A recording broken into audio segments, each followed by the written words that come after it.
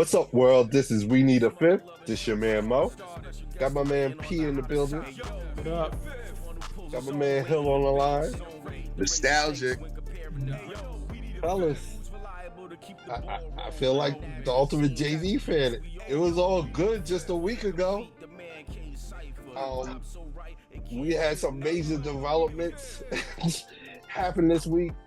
The top one being former President Trump was shot at a rally in Pennsylvania.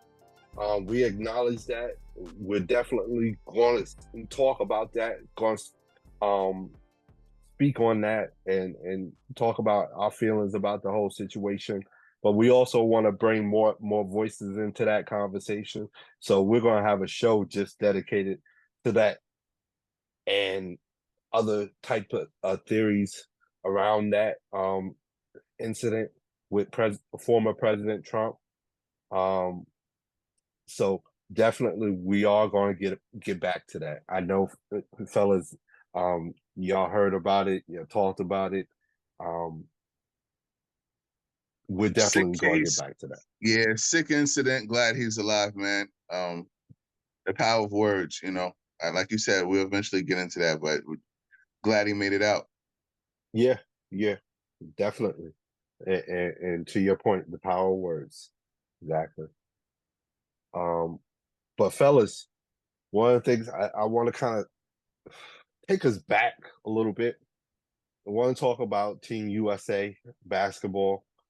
But before we get into how we think they look on the court, I want to talk about, hey, before they even got to the, exhibition games, they played the select team. Mm-hmm. And there's a young man that's going to be going to Duke next season, playing for Duke next season, Cooper Flagg. Mm-hmm. He turned a lot of heads, fellas. I know we all were following that and seeing how he would react to that level of competition and how that level of competition perceived him. And from all reports, he passed all the check marks. He checked all the boxes. And Hill, P, I know you guys have talked about him in the past. What are your thoughts about his participation with the Olympic team, playing against them, and some of the stuff that you might have heard from players talking about him? I let P go. Yeah, I try not to put too much stock into like hearsay. Like I didn't see it. They could have said anybody on that team was doing great. But I did see him play prior to all of this, like in certain McDonald's game with the USA Select team. I saw a couple of games. The kid is definitely an NBA player. Mm-hmm. You know what I mean? If I had to say a comp, probably Tatum off the top of my head or whatever. So, I think the kid's definitely an NBA player. We'll see what happens at Duke, but I'll be surprised if he's not a number one pick. You know what I mean? So, of course, the performance that everybody's talking about against the USA Olympic teams definitely going to has boosted his stock or his profile rather. But if it's true, it's impressive. The kid's 17 years old. He's playing against some of the greatest players of all time. So if they're impressed, I think he's on the right path. Yeah, I'm gonna actually piggyback off of that. I'm gonna stay in Duke. I definitely feel like he's ahead of the learning curve. I think physique wise, and he gets overlooked with how good he was. I feel like he's more comparable to a Tatum or a Paulo Banchero. His game is pretty much, his upper body is strong. He's able to take bumps, decent mid range, and the bunnies are there. You know what I mean? Paulo just he didn't finish his food in the NCAA, but what he's showing y'all now is that he is a man among, beasts right now. So if he continues on that trajectory, he could be, towards those line of Paulo. Like I said, I love Cooper. Previous to all of this, but it would have to be done on a nightly basis. The grind of the NBA is different. he's going to see different things. But if he gets to either one of those guys we're talking about, then he's in good rarefied air. You know what I mean? Yeah. And what I was impressed by was that when you saw him with LeBron or with KD or with any of those Olympic players, he didn't look out of place physically. You know what I mean? He didn't look like, oh, that's the like you could automatically point and say, oh, that's the college kid. He looked like, hey, physically, I belong on this court with these guys. I think I saw a little, maybe 1 or 2 minute clip of him in the practice.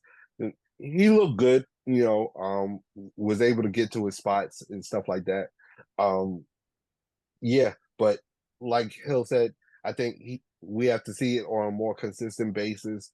I think the ceiling there is no ceiling for him right now as far as what he can be if he puts his mind to it. But yeah, let's see him do it on a consistent night out and night in basis on that level. We'll get to see glimpses of it, I'm sure, when he plays for Duke, and hopefully he has a healthy season, no mishaps. Yeah, and Yeah. we'll start to see what type of player he is.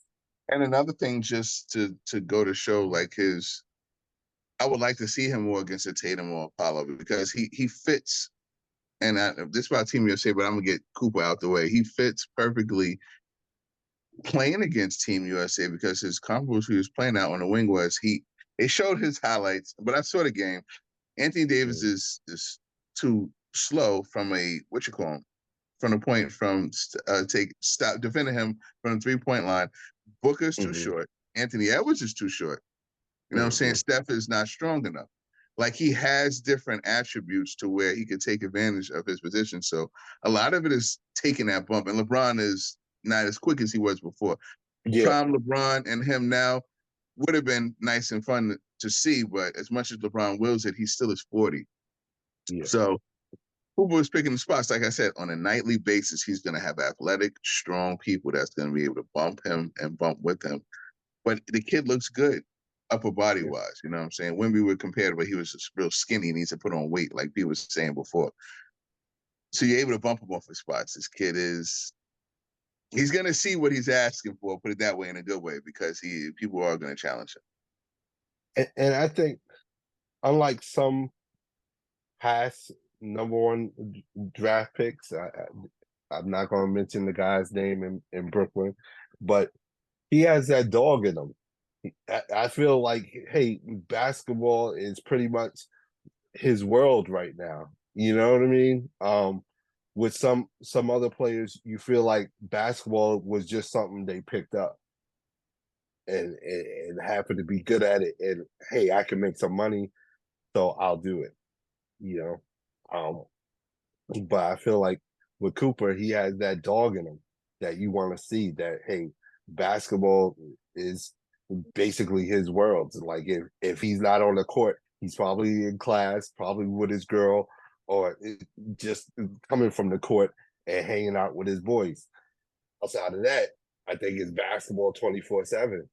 And with some past #1 draft picks, I didn't always feel like that. So I think that's a good thing, good sign. As for Team USA, Have y'all been able to catch any of the games, exhibition games Team USA has played on so far? caught them all.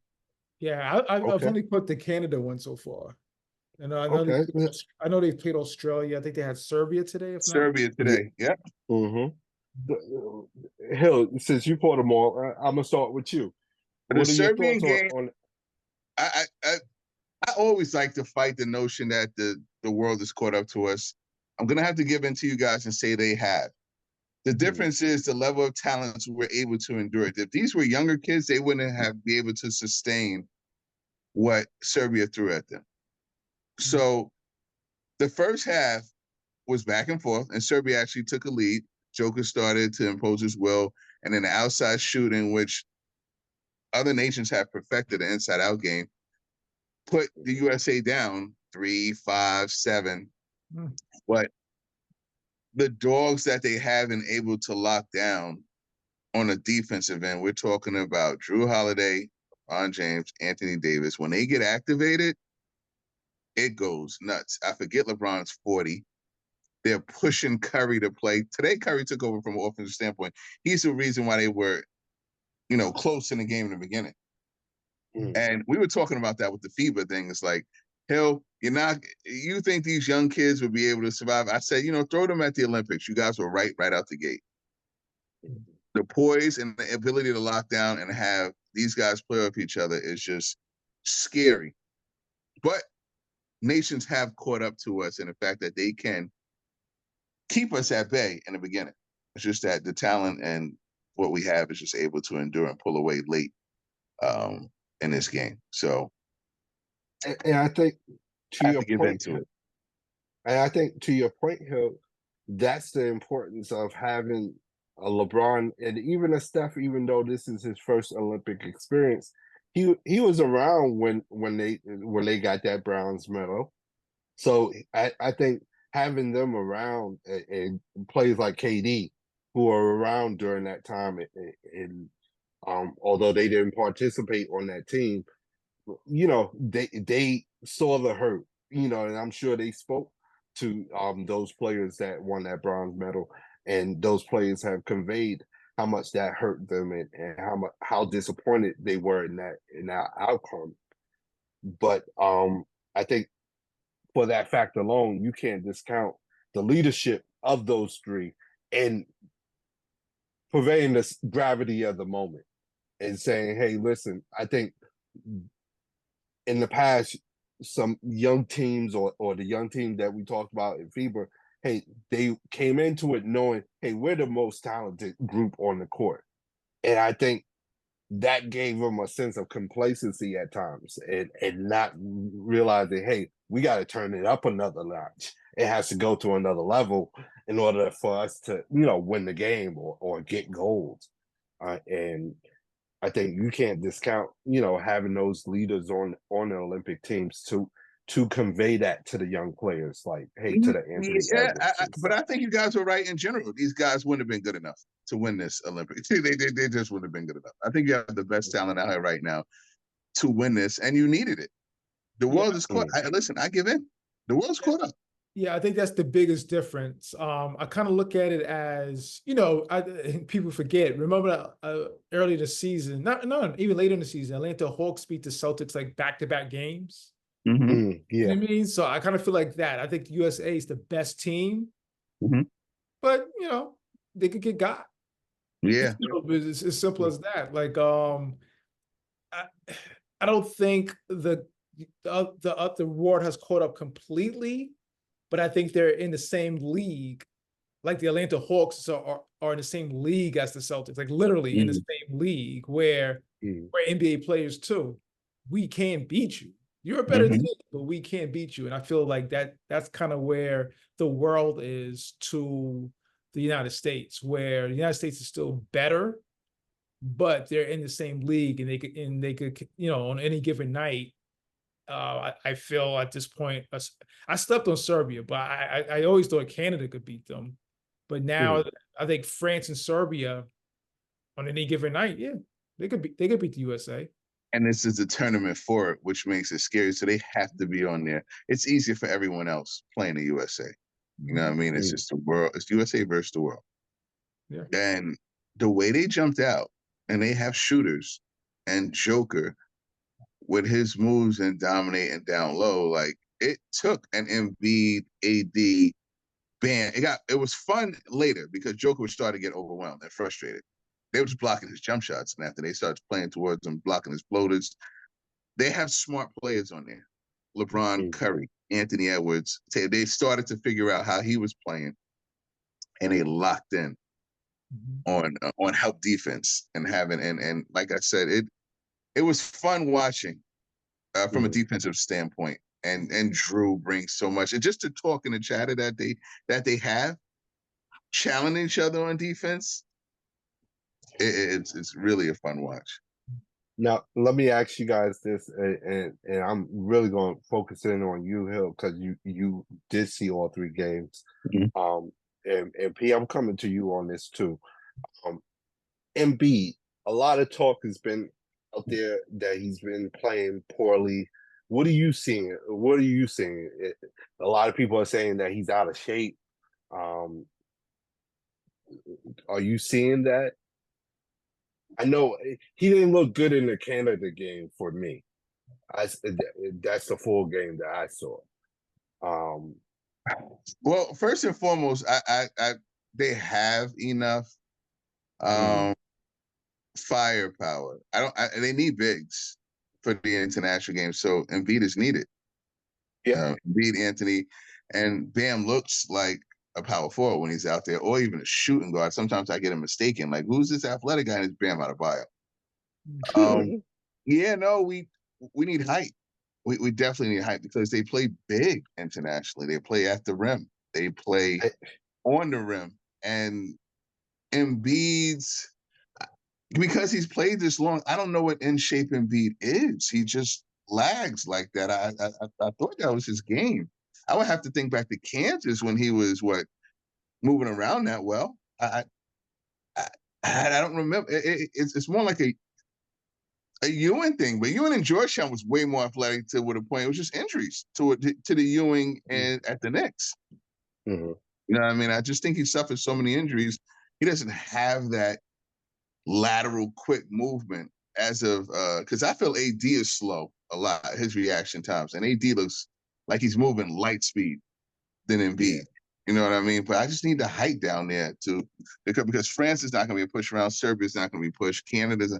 I mean, their bigs aren't better than him by any means, but they're big and they know how to play around, the rim. He moves slow, pick and roll. He moves slow for rebounds, secondary chances. I don't know, but he's great in other places. Offense passing, great. Finding open man, great. Alternate shots, great. He's just in bad spots moving. So I think they should play Embiid in spurts when they definitely need him big on big and monitor his minutes. Do you think they should go with a big lineup? Think about playing him with AD? Well, you're going to have to in some circumstances because that Paris, that France matchup is just big. Yeah. So, P, what are your thoughts on? I know Embiid is your guy. What are your thoughts on Embiid? I have a couple of thoughts. Like one, maybe it's just him having to get acclimated playing with these level of players where you're not the focal point. Mm-hmm. And similar to like an all-star game, the big man's pretty much like the more difficult for the big man to do than any other position. You know what I mean? Because sometimes it turns up into a turn. I know they're coached and they have set plays, but sometimes it turns into a pickup game where if you can't get it on your own, although he has the skill set to do so, but right. I think he may just be, taking a back seat a little bit. And, because of the injuries, we forget, I think at this point, he's on the other side of 30.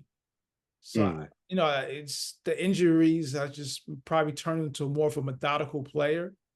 I think, the skill set is still there, obviously. And I still think he's, an unbelievably skilled player, especially for that height. But like Hill was saying, what is in shape? You know what I mean? Yeah. Maybe the MVP methodical is a great word. You know what I mean? But it could be. It's one of those two things. I think either he's playing the back seat, getting acclimated playing with these guys, or it's just like the injuries are just taking their toll on him. And I honestly would probably choose all of the above. I think is that the injuries, taking a back seat to older, more experienced players that he may have looked up to at one point in time. So yeah, hopefully he gets it into a better rhythm.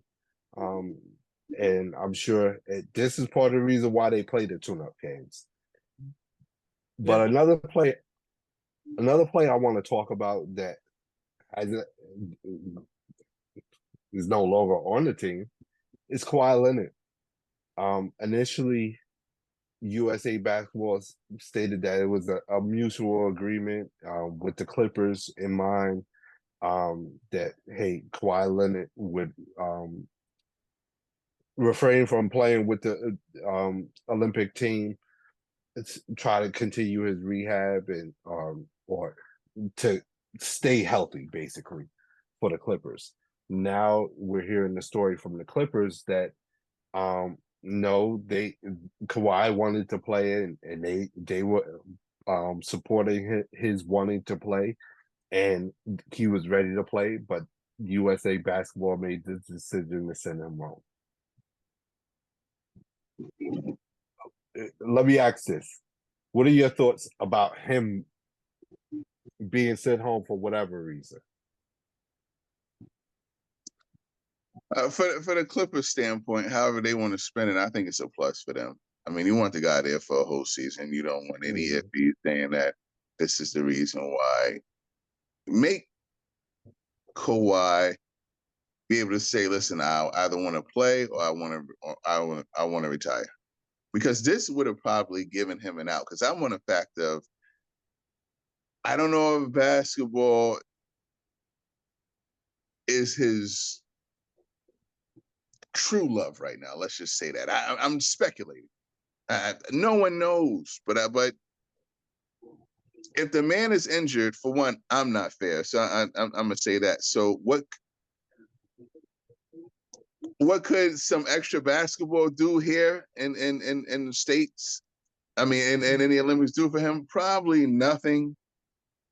But they went the route to say, you know what, we're not going to be the ones to say you get nicked up here and we hurt your chances of having the season. And with the Clippers, so be going. That's the way I was looking at it. Maybe Kerr and them did these guys a favor. If Ballmer feels differently, I guess they'll discuss that. I don't even know what Kawhi anymore. Like, even when he was on a team, I'm thinking of San Antonio Claw, and I need to get out of that. There's only so much that he can do. Now I'm starting to get tired. You know, I'm just done with Kawhi. Like, if he plays, great. I'll take it. Heck of a player. But if not, nah, I'm not missing him. P, where you at on it, man? Expected. When the selection was revealed and Kawhi made it, I think the majority of people were just like, will he play? That's unfortunately where, how people feel about him. That's unfortunately how his how many times he's played. It's like, just don't know if Kawhi's going to play or not, whether it be Olympics, regular season, or the playoffs. So this doesn't surprise me at all. Now, because Kawhi was asked to leave, they had the choice of making a replacement. And Grant Hill decided to replace Kawhi Leonard with Derek White. Many people thought that this was a snub of Jaylen Brown, especially if your other thought that Jaylen Brown and Kawhi Leonard are a lot similar as far as their style of play, what they can bring on the defensive side of the ball. Then one would imagine Derek White, in regards to replacing Kawhi Leonard. First, what are your thoughts on the Derek White appointment? And do you think it's a snub of Jaylen Brown? P. Yeah, absolutely. I think most people would say Jaylen Brown is one of the top 2 players at least on the Celtics. And there's 2 teammates ahead of him on the Olympic team. I don't see how you say it's not a snub. Actually, 3. Drew Holiday. If you think, I'll give you if you think Tatum is better than him. Okay, I'll give you that. Okay, I feel you. But I'm looking at Derek White and Drew Holiday, which are good players. Like, by no means am I trying to take anything away from them, but I think most people would say Jaylen Brown's a better player than those two. Now, let me ask you guys this, and before I come to you, Hill, what do you think about the argument that they chose Derek White because they needed more role players instead of stars at this point? They needed someone that they can plug in that didn't need the ball in his hands a lot, could be a dog on defense, a high percentage 3-point shooter, and doesn't have, like I said, doesn't need the ball in his hands a lot. What do you think about that argument? I'll stay with you. That's not Kawhi. He's replacing Kawhi. All that stuff, like, I'm sorry. Go ahead. No, you're absolutely right. I mean, you took the words out of my mouth. Like, you're replacing Kawhi. I was thinking on the lines of, if that's the case, then you should never pick Kawhi. That's the only reason. That's where I was going with that. I'm saying if you wanted that, you could have went Josh Hart. You could have went White in the beginning. I think Grant Hill's in a tough spot. Yeah, and I think it's out of Grant Hill's hands. Personally, I think Grant Hill has the way he assembled this team as is. I don't think he could have did a better job than maybe one or two players. He had a chance to replace it and get those one or two players, and he went elsewhere. That would tell me that I think that part was out of his hands. I think Grant Hill knows talent. I'll just leave it at that. Hill, do you think it was a snub? Derek White wasn't even on my radar. So, no, seriously. I mean, I don't think it was any of our radars when we were talking about FIBA. Team Derek White didn't even come up. I mean, there's so many areas where you could have went where I would have said, I was shocked. If you would have told me you would have took Jalen Brunson, I would have been shocked. Seriously with that. And they don't compare personally to me.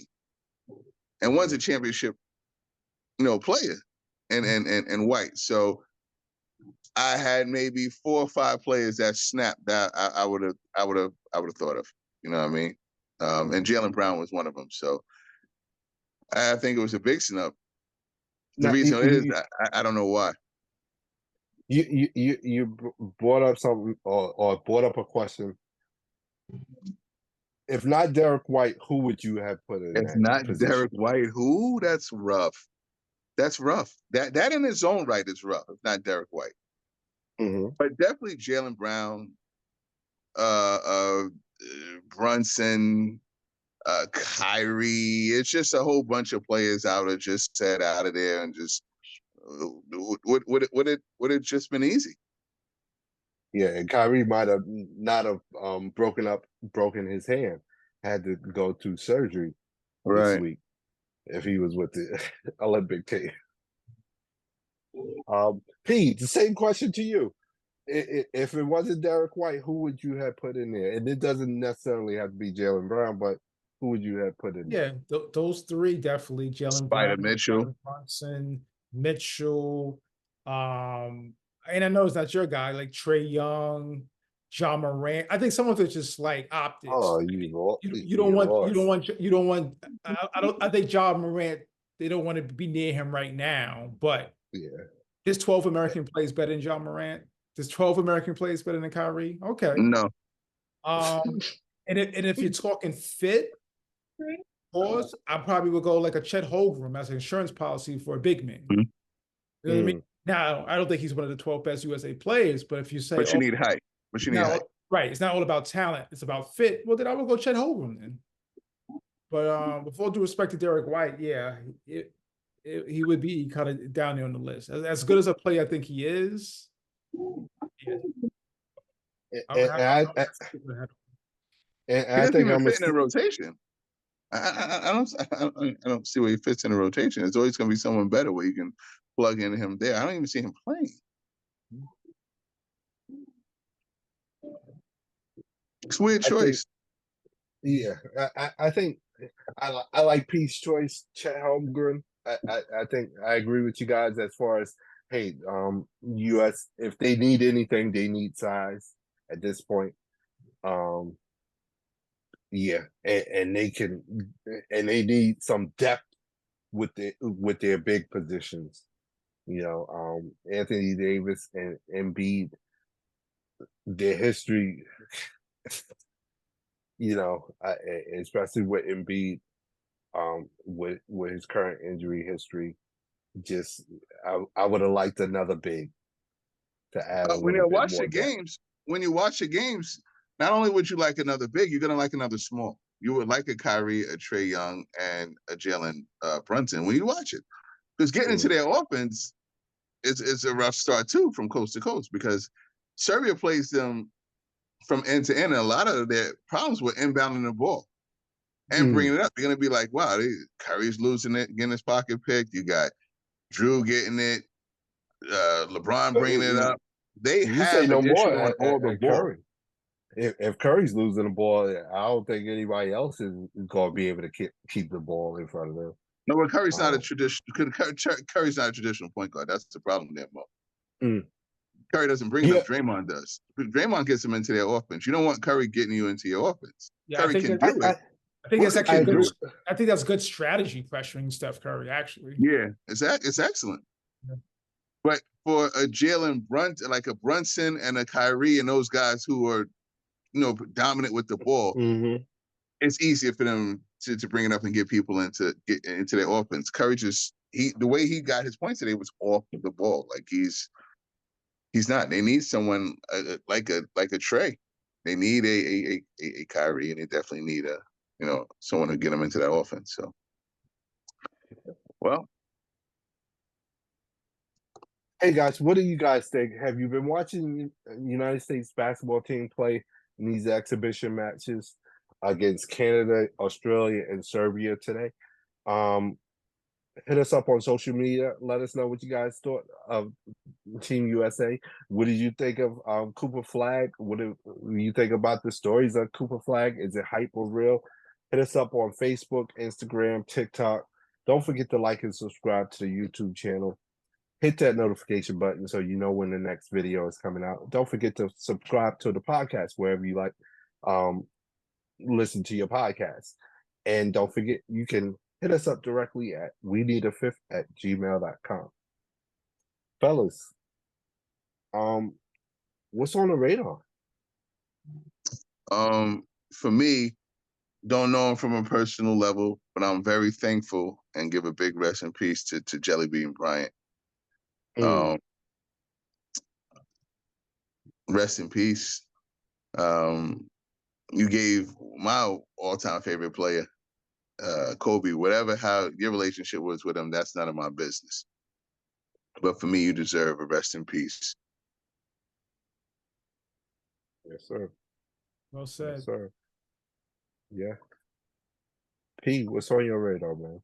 My radar more the same, man. Like I've been harping on for the past couple of months, man. This Olympics, it's almost here. It's almost time. Very interested in seeing Canada, France, and now Serbia. Those three teams in particular match up against USA when it counts in the Olympics. So that's what's on my radar right now. Definitely Olympics. WNBA guy, watch out. Your girl Caitlin Clark had a triple-double, the only rookie to do it. I'm just saying, it's getting interesting with that Rookie of the Year race. Her and whatchamacallit, my girl from Chicago, Angel Reese, going back and forth. I think this is gonna be a knockout, drag out. We gotta wait till the end of the season how it all shapes out. But I'm really liking what I'm seeing from these two young women, man. They're really doing their thing in the WNBA. And A'ja Wilson is a beast. That's it. And that's all I have to say. She's a beast. That's it. If you're not watching A'ja Wilson, you don't know about A'ja Wilson, something wrong with you if you say you love basketball. Okay? That's what I'm saying, fellas. That's all I'm saying. I'm gonna leave it on that. Pal. Rest in peace to Undisputed as well. Man, Skip out of there.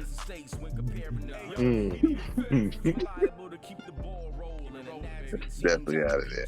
Yeah, I heard a little about that. I didn't really dive into it, but yeah, he gone. He gone. Yeah, He gone. He gone. But He gone. hey, nobody gonna cry him a river. He a Not rich at all. man. He'll be all right. Just won't be on television. He'll be all right. All right, to all our fifths, stay safe. Peace. Peace out, y'all. Peace.